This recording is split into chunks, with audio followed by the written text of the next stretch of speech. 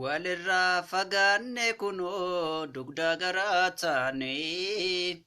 naatti dhiiste deemte tisoo seenaa garaan baane achi buuteen kee dhabame akkamiin laba karwaare bareedditti awwaash gamaa wal jalacha wal dhabnaare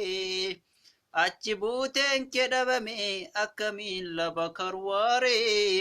bareeddu warra arfan qalloo wal jalacha wal dhabnaare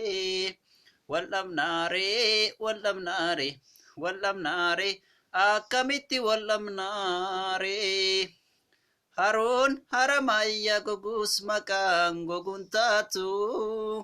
ni sossobu malee dhiisi garaan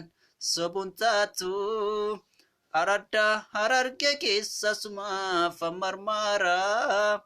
wal fedha gargaarin baanu rabbuu nu gargaara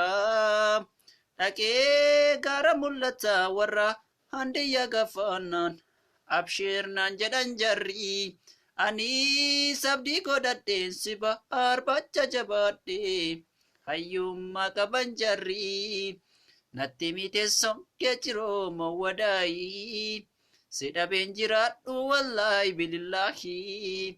dadarri moo carcareessu mateesson kee si barbachan joora kunoo ani qeerroon kee wal dhabnaare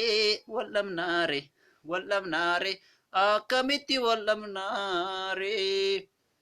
walirraa fagaanne kunoo dugdaaf garaa taane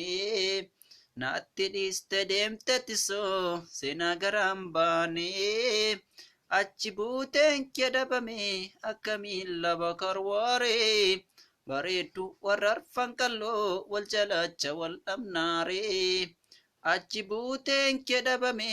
akkamiin laba karwaare bareeddu warra arfan qalloo wal jalacha wal dhabnaare wal dhabnaare